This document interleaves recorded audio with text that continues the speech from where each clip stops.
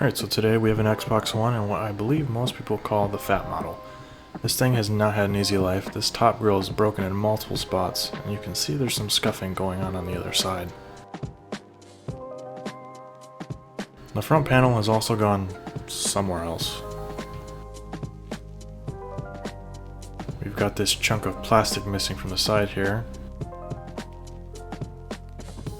And what is so far our main issue is that the HDMI port is broken. Unsurprisingly, the warranty label is also broken.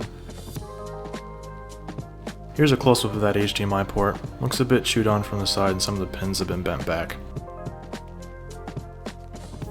Before digging in, I want to check that we have a power on. And we do, so that's good. To begin disassembly, this grill on the side has to come out. It's just clipped in. I recommend a plastic spudger, but this is already damaged anyway. Slide this retainer out. Release this clip right here. Release the clips on the rear. We can lift the top away. Typically this is a bit more involved, but since the front panel is missing, it's a lot easier.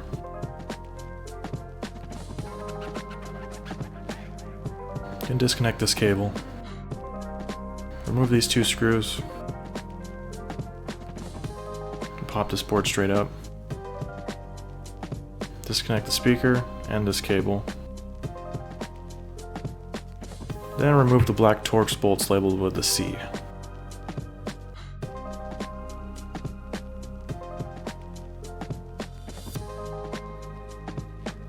The top can lift away and at an angle. This allows us to disconnect the cable inside.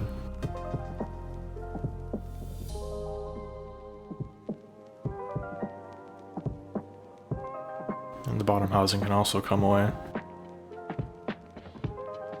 Disconnect the two cables and remove the disk drive. Same for the hard drive. Take out the three Torx from the front of the PCB.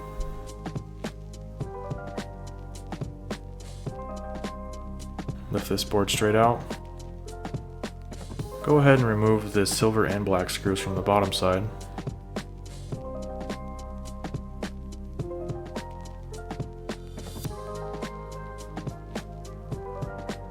And lastly, these three posts can come out.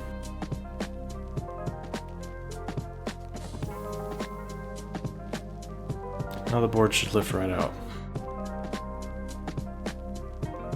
All that remains is this metal retainer for the heatsink. This heatsink has seen some much better days. Fans may still spin, but I don't trust this thing at all.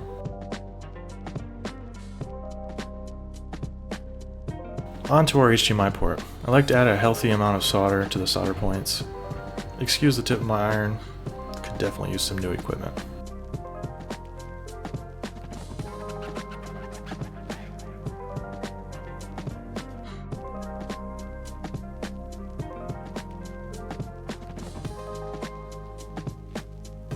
With everything nice and warmed up, I hit it with the hot air.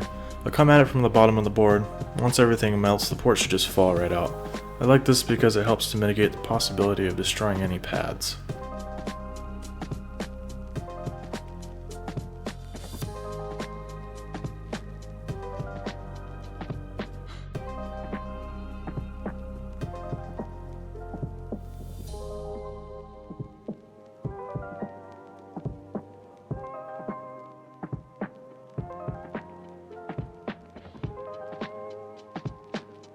And here's our removed port.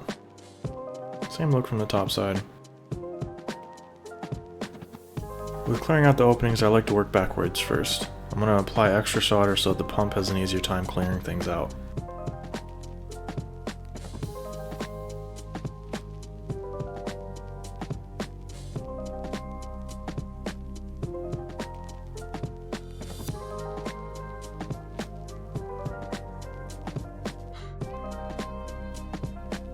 Then remove the excess solder from the pads.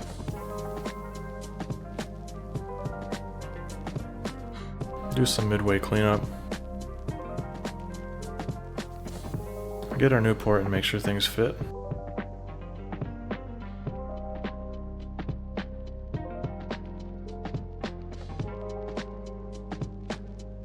Solder in the posts to make sure everything's going to hold together. Add some flux, maybe too much. Solder down the connections.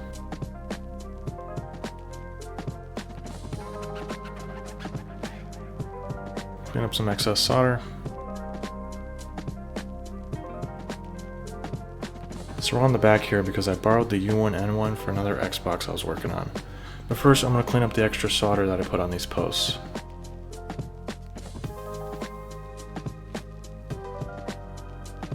Then I'm going to get the pads cleaned up for that new IC. Go ahead and install it. Clean up and run. Wait, ready and set to see how things look.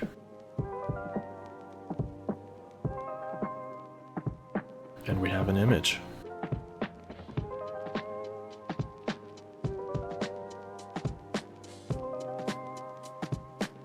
Before reassembly, I'm going to clean up the thermal compound.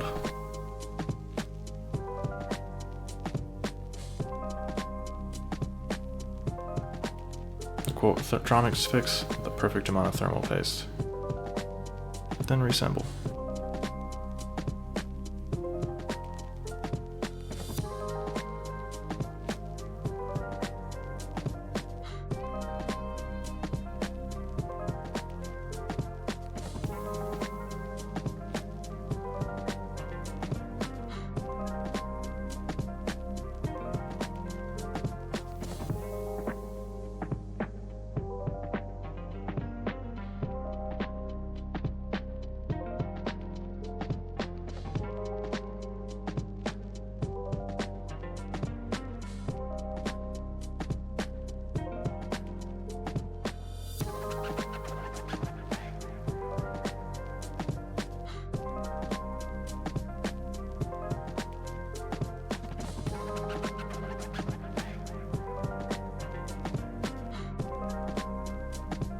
To clarify real quick, a majority of these components have come from a donor. I'm filling in what was missing and replacing what was broken.